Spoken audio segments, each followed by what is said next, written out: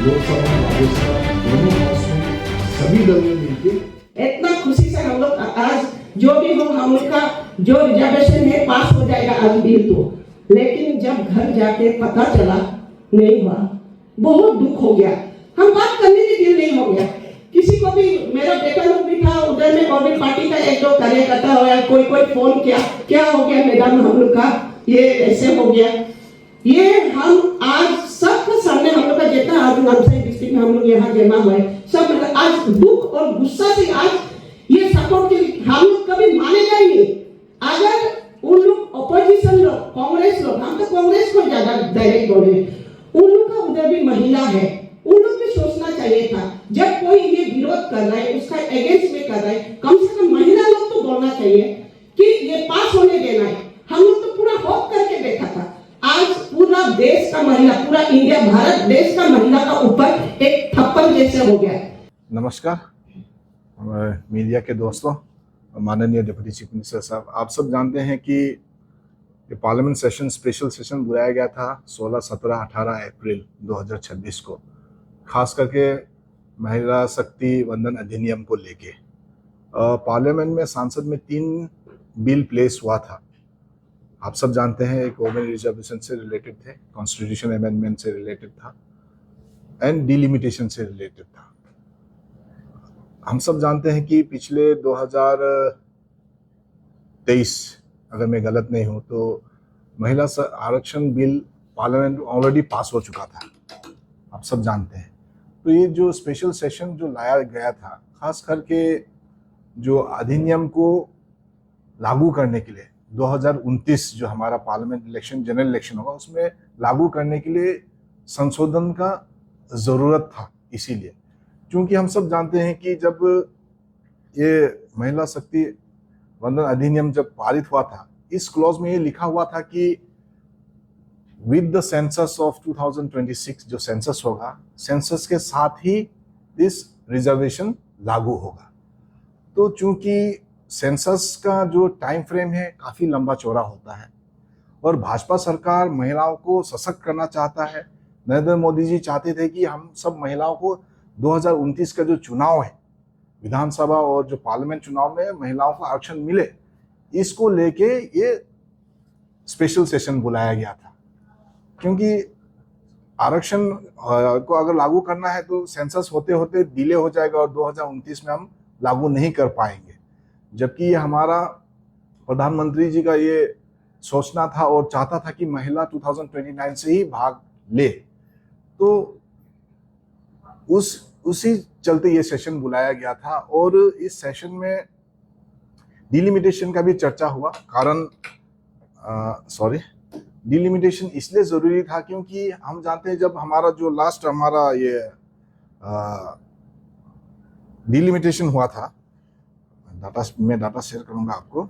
जो डिलिमिटेशन हम लोग जो पहले जो हम लोगों ने किया था वो 1971 सेंसस में जब हमारा पॉपुलेशन 54 करोड़ था भारत का, तो 1976 में जो हमारा लोकसभा का सीट था 550, उसमें डिलिमिटेशन हुआ था। तो आज का जो आबादी है हमारा 140 करोड़, 140 करोड़ आबादी है। तो उस समय का सीट और इस समय का सीट अगर रिजर्वेशन देते हैं तो हमारा जो जितना हमारा पॉपुलेशन का रेशियो के हिसाब से हमारा पार्लियामेंट में, हमारा असेंबली में जो आरक्षण देंगे तो हमारा महिलाओं को वो रिप्रेजेंटेशन कम हो जाएगा। इसीलिए प्रधानमंत्री चाहते थे कि सीट बढ़ाया जाए। तो सीट भी किस प्रकार से बढ़ाया जाए? 50% of all the seats in the assembly and in the parliament जो सीट है एवरी स्टेट का। तो इसको लेके हम लोगों ने कोशिश किया, भारतीय जनता पार्टी और एनडीए सरकार ने कोशिश किया कि इस सेशन में ये हम पारित कर सकें। इसमें मैं आज प्रेस मीडिया के माध्यम से मैं ये दुख प्रकट करना चाहता हूँ, विरोध प्रकट करना चाहता हूँ कांग्रेस पार्टी के खिलाफ, डीएमके के खिलाफ, टीएमसी के खिलाफ, समाजवादी पार्टी के खिलाफ। क्योंकि जब पार्लियामेंट में जब बिल पास हुआ था 3 साल पहले जब हुआ था, तब उन लोग सब लोगों ने सपोर्ट किया। आज जब समय आया कि ये वाकई लागू करें तो इस समय उन लोग मुकर गया। उन लोगों ने बिल पास, जब वोटिंग हुआ सेशन में, वो लोग अगेंस्ट द मोशन वोट किया। ये एक निंदनीय बात है कि इतना बड़ा दल, कांग्रेस हो, टीएमसी हो, डीएमके, सापा, जो हर वक्त सेशन में पार्लियामेंट में कहते हैं कि हम लोग महिला के साथ हैं, लेकिन जब मौका आया तो वो पीछे हट गया और जो महिला बिल जो पास होते होते रह गया। आप सब जानते हैं कि 2/3 मेजोरिटी चाहिए पास करने के लिए, सिंपल मेजोरिटी से नहीं होता है जब ये बिल संशोधन आया। तो मैं मीडिया के माध्यम से यही बोलना चाहता हूं कि ये हमारा डिस्ट्रिक्ट लेवल का प्रेस कॉन्फ्रेंस है। पूरे देश भर में हर जिला में Bharatiya Janata party press conference कर रहे हैं। आज जन आक्रोश पद यात्रा भी किया जा रहा है पूरे देश भर में, जन आक्रोश सम्मेलन भी होगा, जन आक्रोश प्रेस ब्रीफिंग भी होगा, पूरे देश भर में हो रहा है। तो आज हम लोग यहाँ जिला में हमारे डीसीएम साहब के नेतृत्व में आज इस प्रेस कॉन्फ्रेंस कर रहे हैं। अभी हम जन आक्रोश हमारा सम्मेलन भी है, आप सब भी वहाँ सुनेंगे। यहाँ हमारा डेलीब्रेशन कम हो सकता है, वहाँ आपको डिटेल में बताया जाएगा। तो मैं इस प्रेस मीडिया के माध्यम से, आपके माध्यम से कॉन्डेम करता हूँ कांग्रेस पार्टी को, डीएमके, टीएमसी, सापा, जो भी यूपीए के साथ जो दल जुड़े हैं, जो इस महिला शक्ति बंधन अधिनियम को पारित होने नहीं दिया, इसके चलते हमारा जो वुमेन रिप्रेजेंटेशन है अब बैकफुट में चला गया। धन्यवाद। ना बात रखें। प्रेस बंधु, आप सभी को बहुत बहुत स्वागत है इस प्रेस ब्रीफिंग में। अभी हमारा बीजेपी का वाइस प्रेसिडेंट और जिंगू नामसुम ने नारी शक्ति बंधन अधिनियम के बारे में और इस अधिनियम को किस तरह से कांग्रेस और इंडी एलायंस ने कुचल लिया है उनका बारे में उन्होंने बताया। तो मैं भी आप लोगों के द्वारा सारे अरुणाचल प्रदेश के जनताओं को, सारे भारतवर्ष के लोगों को अरुणाचल प्रदेश से हमारा जो मत है, हमारा जो भावनाओं है इस अधिनियम को लेकर, उस भावना को प्रकट करने के लिए आपका साथ यहाँ शामिल हुआ हूँ। जैसे कि पिछले कई दिनों से महिलाओं में बहुत खूब है, बहुत गुस्सा है, बहुत आक्रोश है।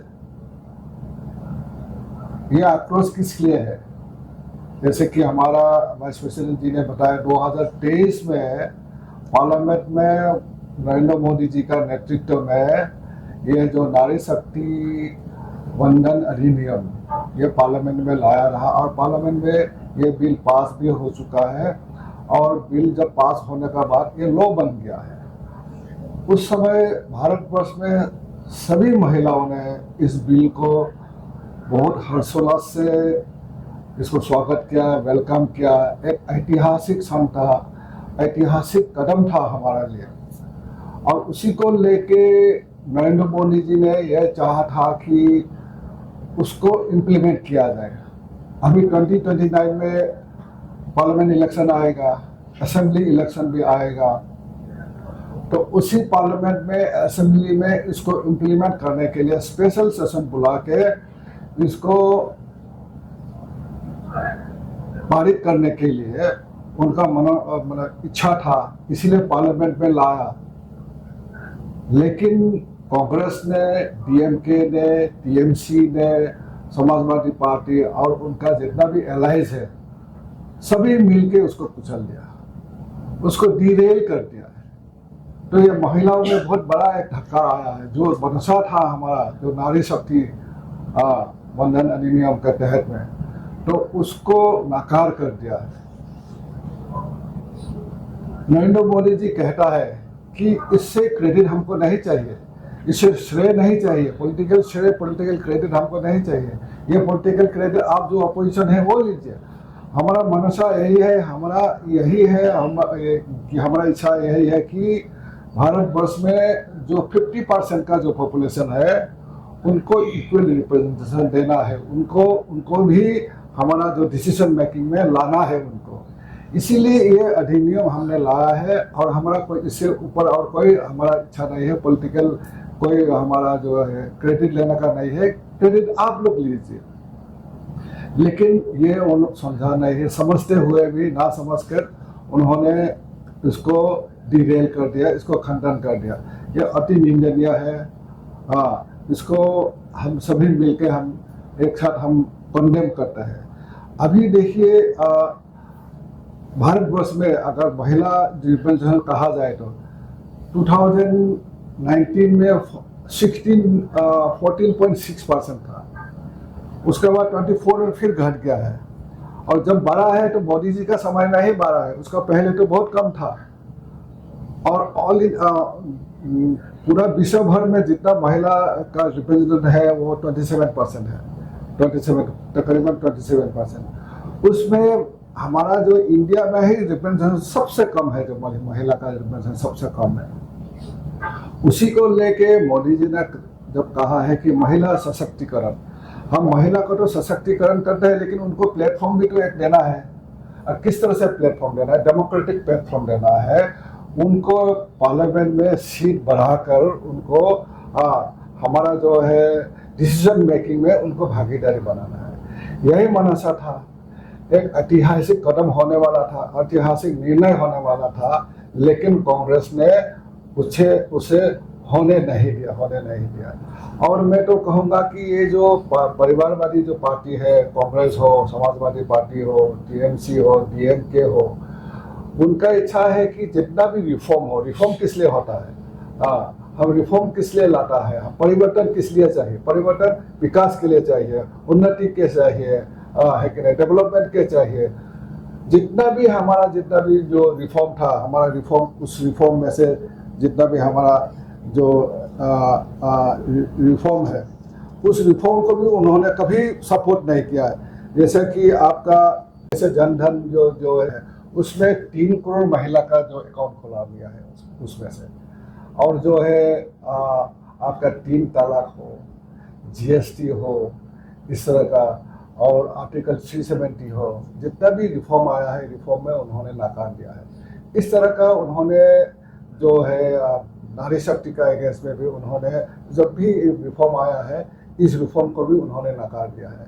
इस तरह का उनका जो रवैया है, उसको डिलिमिटेशन, उनका दो प्रकार का आपत्ति है इसमें। जैसे हमारा जिन्नू साहब ने बताया कि एक डिलिमिटेशन कर देंगे। डिलिमिटेशन में उन्होंने क्या बोलता है कि ये तो नॉर्थ को और साउथ को, नॉर्थ इंडिया को साउथ इंडिया को डिवाइड करने के लिए आपका जो ये पॉलिसी है, हालांकि ये नहीं है। जो इस अधिनियम का तहत नॉर्थ इंडिया में भी जितना परसेंटेज इंक्रीज होगा, परसेंटेज का मुताबिक साउथ इंडिया में भी उसी मुताबिक इंक्रीज होगा, इसलिए किसी का लॉस नहीं होगा। अभी कुल सीट है हमारा 543 सीट है पार्लियामेंट में, और इसको अभी बढ़ाया जाएगा 816। उसमें से जितना भी बढ़ाया जाएगा, महिला शक्ति, उसमें महिला का 33% रहेगा। तो इसमें से महिला का 33% आने से अभी जो सिटिंग एमपी है उनका सीट घटेगा नहीं, उनका सीट हटेगा नहीं, लेकिन वो लोग सोच रहे हैं कि उनका सीट घटे। और असेंबली में भी जो अभी सिटिंग एमएलए है उनका सीट घटेगा नहीं, उसका सीट हटेगा नहीं, हालांकि एडिशनल होगा हमको। अरुणाचल प्रदेश में तो हम 20 सीट एडिशनल मिल रहा है महिलाओं के लिए, इस तरह का होगा। और अमित शाह जी ने पार्लियामेंट में बोला है कि ये जो अगर इस अधिनियम में अगर टेक्निकलिटी में कुछ अगर आपको लगता है कि कुछ इसको मॉडिफिकेशन लाना है, तो हम उसके भी लाने के लिए हम तैयार हैं। उसके लिए भी हम इसको डिस्कशन को रोक के, आप लोग जैसा बोलेगा हम कर देगा, हम लिखित रूप में देगा। लेकिन फिर उन्होंने माना नहीं, उनका नीति भी ऐसा है, उसका नियत भी ऐसा है, एंटी नारी, एंटी महिला, एंटी वुमेन उनका जो नियत है। उसके लिए ये जो है एक बहुत अच्छा जो समय है, जो अच्छा मौका था हमारा, ये खो गया है। 40 साल हमारा खो दिया उन्होंने। जब वो सरकार में था तब भी इसको लाया नहीं है। किस लिए लाया नहीं है? उसको डिलेइंग टैक्टिक्स, डिलिंग करके जिस तरह से इसको और डिले हो जाए, तब तक फिर जब हम आया, वो अपोजिशन में था, तब भी वो उस समय भी अभी इसको डिरेल कर दिया, उसको अपोज किया है। इस तरह से वो नारी विरोधी जो काम है, जो नारी उसको छोड़ेगा नहीं, वुमन जो हमारा भारतीय नारी है उनको कभी माफ नहीं करेगा। मैं तो कहूँगा कि ये पाप है, सिर्फ पाप नहीं है, महापाप है। हाँ, हम ये किसको सशक्तिकरण करना चाहते हैं? ये अधिनियम किसके लिए लायक है? हमारा जो माँ है, हमारा जो दीदी है, हमारा जो बहन है, हमारा जो बेटी है, उनके लिए उनको सशक्तिकरण करें, उनको इक्वल राइट्स देने के लिए उनको हम पार्लियामेंट में लिया के डिसीजन मेकिंग में भागीदारी करने के लिए चाहा था, उनको वो नाकार कर दिया। तो महापाप है उनके लिए, अति निंदनीय है। लेकिन हम कभी छोड़ेगा नहीं इस बात को, हम लगातार लगा रहेगा। मोदी जी हमें हमेशा कहता है कि मोदी जी इस तरह कहता है कि हमारा हौसला बुलंद है, हमारा हिम्मत भी मजबूत है और हमारा इरादा भी पक्का है। इसलिए हमारा जो है हौसला बुलंद है। अरुणाचल वासी, हम अरुणाचल बीजेपी से हम कहना चाहता है कि हमारा हौसला बुलंद है, इरादा हम पक्का है, हम महिलाओं के लिए ज़रूर करेगा और कभी छोड़ेगा नहीं। अगर विकसित भारत चाहिए तो महिला को छोड़ के विकसित भारत नहीं हो सकता है। जो 50% का जो पॉपुलेशन है महिला है, इस महिला को छोड़ के आप कैसे विकसित भारत, सिर्फ आप टेक्नोलॉजिकली और इंफ्रास्ट्रक्चरली विकसित होने से नहीं होगा, महिला को विकसित करना होगा। इसीलिए इस अधिनियम को लाना चाहता था, ये डिरेल कर दिया है, लेकिन हम छोड़ेगा नहीं। हम महिला बिना हम भारतवर्ष को विकसित नहीं कर सकता है, महिला को लेके ही हम विकसित करेगा भारत, ये हमारा इरादा है। उसको आप क्या संदेश देना चाहेंगे? ये ऐसा है कि हमारा जो बीजेपी का हमारा जो प्रेस कॉन्फ्रेंस के बाद कांग्रेस का हमारा देश के महिला अध्यक्ष चुकू मैडम ने कल प्रेस कॉन्फ्रेंस किया था। मैं देखा उस प्रेस कॉन्फ्रेंस में, उन्होंने वहाँ एलिगेशन दिया है कि बीजेपी का जो हमारा स्पोक्स पर्सन थे वो बस कागज़ पढ़ रहे हैं, पढ़ के प्रेस कॉन्फ्रेंस देखे रहे। देखिए, जब हम प्रेस कॉन्फ्रेंस करते हैं तो विद एक्चुअल डाटा हम बोलते हैं। हमारा मंत्री महोदया, हमारा महिला प्रेसिडेंट भारतीय जनता पार्टी का जो प्रेस कॉन्फ्रेंस करते हैं विद करेक्ट डाटा के साथ हम बात करते हैं। ऐसा हवा में हम लोग बात नहीं करते। उनका ये एलिगेशन था कि बीजेपी नहीं चाहता है कि अधिनियम आए, बल्कि मैं कांग्रेस के स्पोक्स पर्सन महिला प्रेसिडेंट से प्रश्न करना चाहता हूं कि अगर बीजेपी नहीं चाहता था तो बीजेपी ये बिल क्यों लाता? बीजेपी पार्लियामेंट में ये बिल इसीलिए लाया कि ये पारित हो सके और भारी मोहब्बत से पारित हो सके बोल के ये लाया गया था। और इसमें जो संशोधन लाया गया था वो in the ratio of population है। 1971 में 54 करोड़ था, 54 करोड़ में हमारा 543 सीट था। और आज अगर हम ये संशोधन लाते हैं तो 543 से 815 सीट बढ़ते हैं, तो अनदर 33% हमारा महिला का सीट बढ़ता और जो 140 करोड़ जो आबादी है उनका उचित रिप्रेजेंटेशन होता। इसीलिए बीजेपी बिल लाना चाहता था। और वो कह रहे थे कि साउथ इंडिया और नॉर्थ इंडिया के बारे में।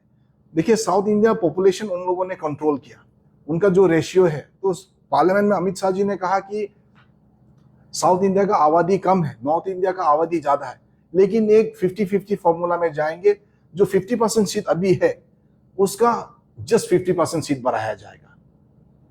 तो उसमें घाटा साउथ इंडिया का नहीं है। 14.5%, 15.5% ऐसा करके परसेंटेज है।